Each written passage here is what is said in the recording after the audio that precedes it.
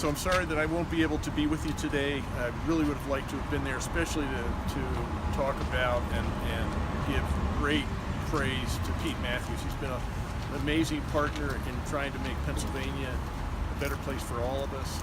That means not just better working conditions, but better wages, safer conditions, a fair Commonwealth. And I appreciate everything you do. I appreciate everything Pete does for all of us. I'm sorry I won't be with you. Let me just say the system we have right now is unfair. It's a rigged system, and all you need to do is look at the numbers in Pennsylvania. We have a majority, or not a plurality, but a registration edge of, I think, hundreds of thousands more Democrats than Republicans. And even if you look at the differential in turnout, there are still more Democrats voting than Republicans, even in this last election, I think. And yet in this U.S. House of Representatives, we have 18 seats. 5 are Democrats, 13 are Republicans. I mean, I understand that in a electoral college system or in a parliamentary system, which is basically what the House of Representatives system is, that the percentage vote and the percentage of seats can differ.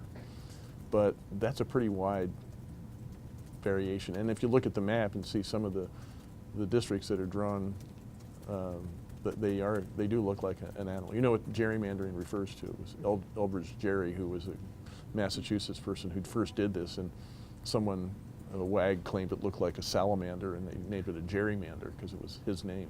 And that's since become the term for really unusual maps.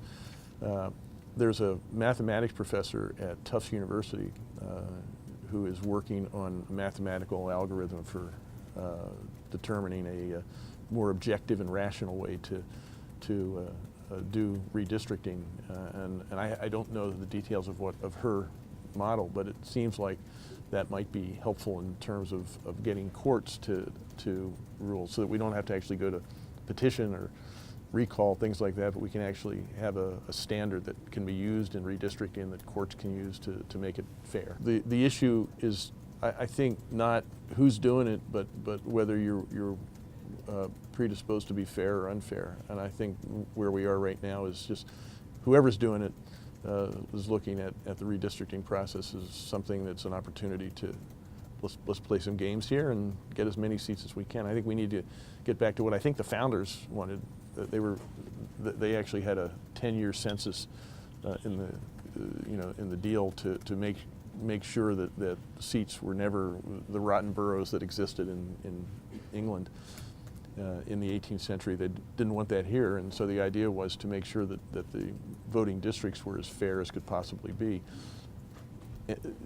The efforts on both sides over the centuries to game that system in any way, I think, has been something that is at odds with what the founders thought ought to happen, and whether you have a commission or you do it through the legislature, whoever does it has to start with the idea that, okay, this is really something that fairness should be the guiding principle here, not partisan expediency.